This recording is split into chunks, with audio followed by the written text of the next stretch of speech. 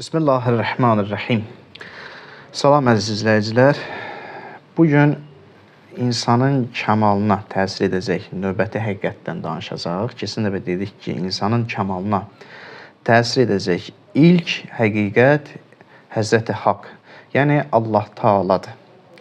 Və Allah Taala'nın göndərdiyi Qurani-Kərim ki, Allah Quranı göndərir, ikinci təsir edəcək şey Allah bir növ öz sözünü, bir növ öz təsirini Quranın vasitəsilə insana göstərir, insana çatdırır. İnsan kəmala çatmaq istəyirsə, burada insan Qurandan mütləq şəkildə istifadə etməlidir. Quran da ikinci bir xarici həqiqətdir. Və ümumiyyətlə Quran barəsində düşünmək, Quran barəsində tədəbbür etmək, təəqqül etmək, yəni insanın dərin düşünməyi, bəzən təəssüf ki, belə içi mən qarışıq, düzünü desək, yəni etiraf etsək, Quran barəsində biz çox tədəbbür etmirik, düşünmürük Quran barəsində. Götür-qoy etmirik. Quran bizə nə demək istəyir? Bəzən Allahın sözünü axtarırıq biz. Görəsən Allah mənə nə demək istəyir? Bəzən Allahdan istəyirik ki, bizə bir vəhy gəlsin, ilham gəlsin ki, ilahi mən nə edeyim, necə edeyim? Halbuki biz kör olmuşuq. Nəyə kör olmuşuq? Allah zaten nə edim, nə etmək istəyirəm, çıxış yolu olaraq Qurani-Kərimi insana təqdim edib. Yəni, Quran insanın çıxış yoludur.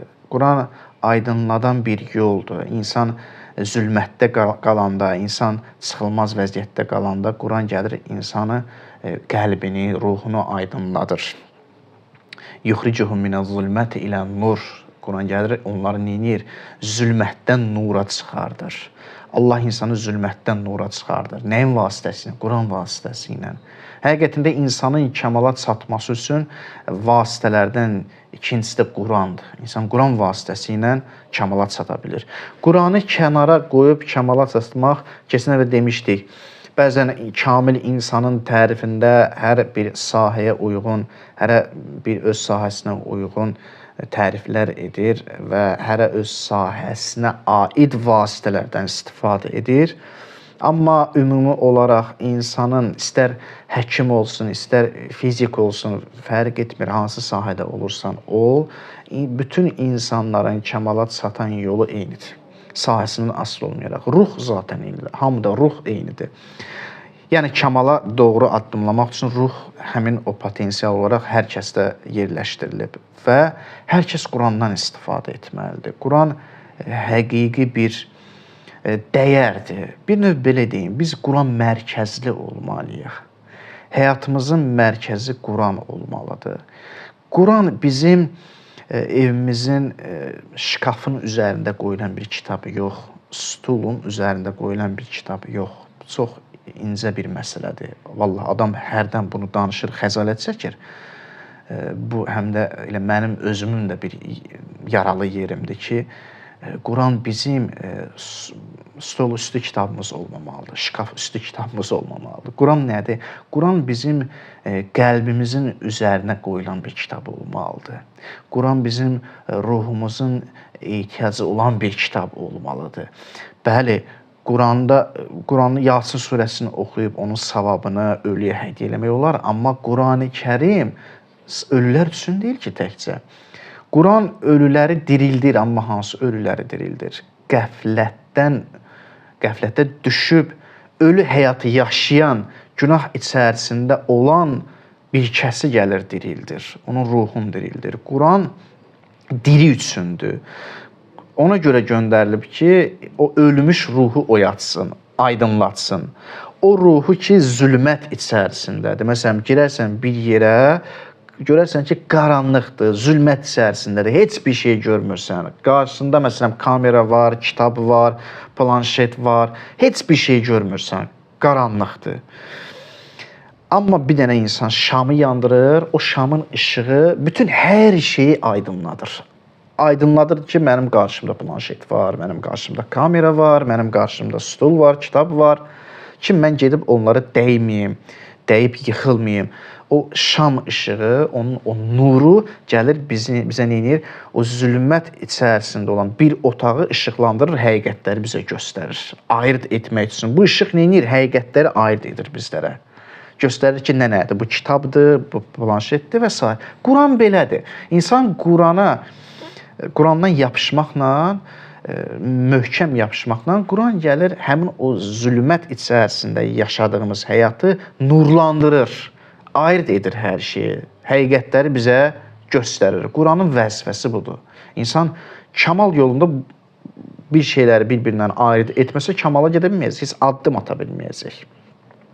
Ona görə də Quran gəlir, həmin o zülmət içərisində olan şeyləri aydınlatır. Quran barəsində çox düşünmək lazımdır. Məsumlar, peyğəmbər və imamlarımız, deməli, onlar təkvini olaraq Allahın gözəlliklərini özündə əks etdirirlər. Təkvini təcalla deyirlər, bunu izah eləyəcəm bunu. Yəni nə? Yəni məsumlar Quran nazil olmadan əvvəl Quran-ı Kərim bir kitab formasına, yazı formasına, hərflər formasına, kəlmə formasına düşmədən əvvəl, bu şəkli almadan əvvəl məsumlar Quranı anlayacaq şəkildə yaradılmışdı. Yəni zaten Quran onların həqiqətində idi. Ona görə də bəzi hədislər var.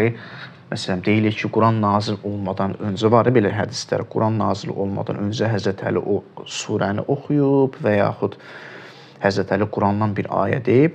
Deyirlər ki, buna absurd bir sözdür danışırsınız. Quran nazil olmadan öncə Həzrət Əli hardan bilirdi onu? Cavab budur ki, Quranın həqiqəti ilə məsumlarda, peyğəmbərdə var idi. Quran özü bir yazı formadan öncə onun bir həqiqəti var da. Bir həqiqəti var Quranın. Və o həqiqət ki, Allahın elmi sayılır Quran, o elm Allah gəlib məsumlara, peyğəmbərə bildirmişdi. Peyğəmbər bilirdi. Peyğəmbər yaradılanda Allah ona öz elmindən bir pay vermişdi və peyğəmbər özündə Quranı daşıyırdı. Var idi peyğəmbərdə Quran. Sadəcə sonra nə oldu? Bu gəldi, tədvini bir təcəlla formasına düşdü. Yəni, peyğəmbərin bildikləri, Allahın elmi bir kitab formasına düşdü, bir yazı formasına düşdü. Allah öz iradəsini kitab formasında, kəlimə formasında, şəklində öz iradəsini təzahür etdi. Yəni, Quran nazil olmadan öncə zaten Quranın həqiqəti var idi. Belə çıxır ki, Quran nazil olanda o həqiqət tapdı, həqiqət oldu Quran. Onda nə deməkdir bu? O deməkdir ki, Allah sonradan elmli oldu. O deməkdir ki, Allah sonradan nələrsə bildi. Sonradan Allahda bu şeylər formalaşmaya başladı. Haşa, o cür deyil ki, Allah hər şey əvvəlcədən bilir, zaten elmli idi. Quran bir kitab forma olaraq Allahın elminin, həqiqətinin təzahürü oldu, təcəllası oldu. Və məsumlar öncədən bunu bilirdilər. Allah bildirmişdi onlara. Quran-ı Kərim özü Allahın deməli təcəllasıdır, məzhəridir. İnsan Allahın əzəmətini görmək istəyir. İnsan istəyir ki, Allah tanısın. Necə ola bilər? Necə tanıya bilərəm? Quran vasitəsilə tanıya bilərsən. Quran Allahın təcəllasıdır, təcəlli etdiyi yerdir. Məsələn, bilirsiniz, bunu eşitmisiniz. Muaviyə Əmr ibn Asa nə deyir Muaviyə? Həzrət Əli əleyhissalamla ki, döyüşə çıxırdı, Muaviyə döyüşürdü. Əmr Asa Muaviyə deyir ki, Quranı nizələrə taxın, kesirdin nizələrə və qaldırın yuxarı, cəmaatı ondan çəkindirin, cəmaat Qurana görə çəkinəcək. Və orada xəvaric yarandı. Həzrət Əli əleyhissalama qarşı çıxdılar ki, onlar Quranla bizim qarşımıza çıxıblar. Sən Qurana qarşı çıxırsan, onlar Quranla gəliblər. Həzrət Əli dedi ki, natiqi Quran mənəm. Bunlar hiylə işlədir. Natiqi Quran mənəm. Yəni o kağız, o yazı, onun həqiqəti məndədir. Mənəm, həqiqəti məndədir onun. Kağızla, zahirlə sizi aldadırlar. Müqəddəslik adı altında sizi aldadırlar. Bəli, müqəddəsdir.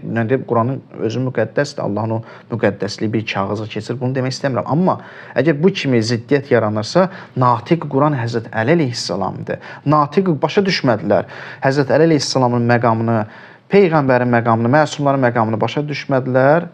Həmin o tədvini təcəlli daha doğrusu təkvini təcəllə. Yəni zatən onların yaradılışında Quran var idi. Quranın batini onlarda idi. Onu başa düşmədilər, gəldilər məsumlara qarşı çıxdılar. Quran kəlmələr formasında, kitab şəklində Allah gəlir, onu kitab şəklində, kəlmələr formasında Allah öz iradəsini kitabda təzahür edir. Özünü kitabda göstərir. Mən Allahın əzəmətini görmək istəyirəm. İstəyirəm Allah təcəllə eləsin. İstəyirəm ki, Allahın, necə deyim, varlığını mən hiss eləyə bileyim. Allahın elmini hiss eləyə bileyim. Müşahidə eləyə bileyim. Quran onun üçündür. Quranla insan Allahı müşahidə eləyir. Quran vasitəsilə insan aləmləri müşahidə edir. Quran vasitəsilə insan yaradılışı müşahidə edir. Quran vasitəsilə insan özünü müşahidə edir. Quran ayna da insanı göstərir. İnsan özünü göstərir. Cəhənnəm, Quranda əbədi əzab, cəhənnəm nədir? İnsanın pis tərəfini göstərən bir aynadır. Cənnət orada məsələn Firdovs cənnəti, başqa cənnəti, bunlar hamısı nədir? İnsanın o yaxşı, gözəl tərəfini göstərən bir aynadır Quran. Həzrət Əli əleyhissalam belə bir gözəl söz buyurur. Buyurur ki, Allah öz qüdrətini insanların birbaşa görmədiyi halda ki, insanlar birbaşa Allahın qüdrətini görmür. Birbaşa Allahı müşahidə edə bilmir. Birbaşa görmədiyi halda Allah neyinir? Ayələri vasitəsilə bəyan edir. Bəyan edir, öz qüdrətini ayələri vasitəsilə. Ayələr nə? Və bu yolla Qurani Kərimdə təcəlli edir. Yəni, Quran vasitəsilə, ayələr vasitəsilə, nişanələr vasitəsilə Allah öz qüdrətini göstərir. Quranla öz qüdrətini göstərir. İnsan başa düşür ki, Quran sadəcə olaraq bir yazılı kitab deyil. Nə qədər yazılı kitablar var? Bu da kitabdır, yazılıdır. Nə qədər yazılı kitablar var? Quran da o yazılı kitablardan biridir. Bəs Quranı digər kitablardan fərqləndirən nədir? Quranı digər kitablardan fərqləndirən həmin Quranın həqiqətidir ki, Quranın bir həqiqəti var. O da Allah həqiqətidir. Sanki məcazi desək, Allahın həqiqəti Quranda sirayət edib. Qurani Kərim əməl kitabıdır həm də. Bunu yadda saxlamaq lazımdır. Yəni, başa düşdüm, insanı kəmala çatdıracaq vasitələrdən biri Qurani Kərimdir. Amma bu Qurani Kərimi oxumaqla məni kəmala çatdırır. Qurani Kərimi oxumaqla mən kəmala çatacağam. Xeyr, burada əməl mühümdür. Quranı oxuyub əməl etmək mühümdür. Yadda saxlayaq ki, əgər əməl yoxdursa, kəmal yoxdur. Kəmal hədəfdir, hədəf üstündə hərəkət lazımdır. Buradan harasa gedirəmsə, bir hədəfə çatmaq istəyirəmsə, hərəkət lazımdır, hərəkət etməliyəm. İnsanın batin hərəkəti yoxdursa, insanın hərəkəti yoxdursa, insanın ibadəti. Ona görə o, bəzən, bunu səhv etmirəmsə, lap birinci çəkişlərdə demişdim, təzə bir cərəyan yaranıb. Düzdür, adını çəkmək istəmirəm, hansı ölkədə daha çox bu rəvac tapıb. Görürsən ki, bizim ölkədə də, Azərbaycanda da məsələn, təzə bir cərəyan meydana gəlib, spiritualistlər. Spiritualistlər, yəni, belə deyim də, ruha önəm verənlər, belə bir şəxslərdir ki, ruhani aləmə önəm verənlərdir. Amma bunlar nə edirlər? Nə iş görürlər? Bunlar gəlirlər, insanları müayinə edirlər, ruhani müayinə edirlər, ruhuna əlac edirlər, yol göstərirlər. Baxırsan ki, bu yol göstərməkdə isə əməl yoxdur. Yəni, şəriət həmin o ruhani müayinədən ayrılır. Şəriət yoxdur. Şəriətsiz ruhani müayinə, şəriətsiz neynirlər? Şəriətsiz kəmala çatmaq. Mümkün deyil şəriətsiz kəmala çatmaq. Təzə bir cərəyan çıxıb belə. Yəni, əməl yoxdur, danışmaqla istəyirlər ki, güya insanı müalicə eləsinlər, ruhlarını islah eləsinlər. Biz ruhumuzu islah etmək istəyiriksə, kəmala çatdırmaq istəyiriksə, əməl mütləqdir, əməlsiz mümkün deyil. Danışmaqla olmur. Sehirli sözlər danışım mən burada məsələn, əla sözlər danışım, baxsınlar, desinlər, bəh-bəh, sən nə gözəl danışırsan, necə gözəldir bu, bəh-bəh, hocam sən bunu belə elədin, filan elədin. Bu kimi şeylər və yaxud da ustad sən bunu məsələn gözəl dedin, burada əməl lazımdır axı. Əməl göstər də mənə. Başa düşdüm, bu danışıqlarda da əməl lazımdır. Əməlsiz ruhu islah etmək bu mümkün deyil. Din bax buna qarşıdır. Din gəlir neyini? Din deyir ki, əməlsiz, yəni hərəkətsiz mümkün deyil. Hərəkət lazımdır. Daha çox təfəkkürə yönəlirlər. Hərəkət olmasın, təfəkkür olsun. Daha çox təfəkkür etməklə insan kamala çatır. Din deyir, yox, təfəkkür olmalıdır, amma əməl də olmalıdır. وَمَا خَلَقْتُ الْجِنَّ وَالْاِنْسِ إِلَّا لِيَعْبُدُونَ Mən insanları ancaq və ancaq ibadət üçün yaratmışam. Yəni, mən insanları ancaq və ancaq hərəkət üçün yaratmışam. Əməl üçün yaratmışam. İlahi, niyə? Əməlsiz mümkün deyil məndə. İnsan o ruhunda olan cövhəri üzə çıxarmaq istəyirsə, dəyəri üzə çıxarmaq istəyirsə, mütləq əməl lazımdır. Əməlsiz mümkün deyil. Fərz eləyə, belə bir misal deyək, keçən dəfə dedik, qızıldır, üzərində toz torpaq var, palçıq var, quruyub. Sən buna nə qədər dəyər desən də, düzdür dəyərdir, amma dəyər itib batıb. Palçıq, toz torpaq onun üzərində, ona mane olur o dəyəri görmək. Nə eləmək lazım? Əməl lazım, təmizləmək. Namaz, ibadət, ayinlər həmin o təmizlikdir ki, o dəyəri üzə çıxaraq. Mümkün deyil. Bu qətiyyən mümkün deyil. Və İslam dini buna qarşıdır. Bəli, İslam dini həm də buna qarşıdır. İnsanları yükləməyək, insanlara lazımsız ibadətlərlə yükləməyək, insanın ruhani, deməli, belə deyim, ruhları fərqlidir. Hamının ruhu eynidir, ruh halı eyni deyil, fərqlidir. Hərəyə bir əməl verilməlidir. Hərə ortaq əməldən əlavə hərəyə məsələn, bəzi əməllər var ki, o ortaq əməl deyil. İnsan öz ruhuna uyğun onları tənzimləyir. Yükləmək lazım deyil ayinlərlə, hər kəsə yükləyək. Yüklənmək istəyən o kəsdir ki, onların ruhu tələb edir, onları yükləmək lazımdır. Amma ruhları tələb etməyən bir insanı gəlib ibadətlərlə yükləmək düzgün deyil. Vaciblər heç, yəni o vacib, məsələn, vacibdə onsuz yükləmək yoxdur. Hər kəs bəzi ayinlər var ki, müştərəkdir, onları yerinə yetirməlidir. Burada yəni insan yüklənmir. Amma bəzi əməllər var ki, ona yükləmək olmaz. Bununla işim yox. Həm də din bu tərəfdən gəlir, deyir insanlara yükləməyə. Amma əməli, ayinləri kökündən inkar etmək mümkün deyil dedikdə, yəni düzgün deyil. Bu düzgün deyil. Mən burada həm günah eləyim, həm ruhani həqiqətimə çatım, ruhumu kamala çatdırım, yəni bu absurd bir şeydir. Şəriətin heç bir hökmünə əməl etməyim, yəni bu absurd bir şeydir, belə şey mümkün deyil. Buna oxşayır ki, bir dənə bir vedrədə suyu doldurursan, amma vedrənin altı deşikdir, oradan su axır. Buna bənzəyir. Su qalmayacaq onun içərisində. Biz gərək o şeylərə diqqətli olaq və özümüzdən bəzən bu şeyləri çıxarıb insanları öz nəfslərinə uyğun, insanların nəfsinin əksinə olan şeyləri təbliğ etməməliyik. Təbliğ etmək olmaz. Quran buyurur: "Zəlikəl kitabu la raybe fi hudan lil muttaqin." Deyir, bu şübhə doğurmayan bir kitabdır. Müttəqillərə doğru yolu göstərən bir kitabdır. Yəni şübhə doğurmayan müttəqillərə yol göstərən bir kitabdır.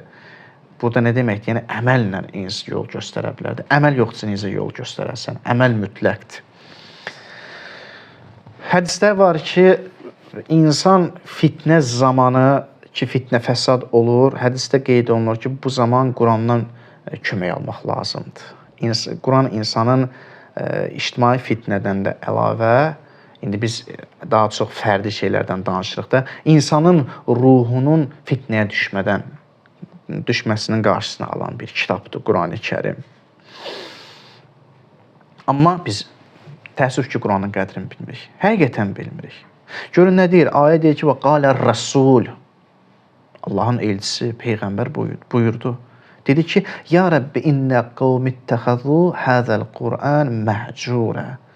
Dedi ki, ey mənim Rəbbim, qövmüm, mənim xalqım bu Quranı tərk etdi. Belə deyəcək. Belə deyir. Bunu tərk etdi.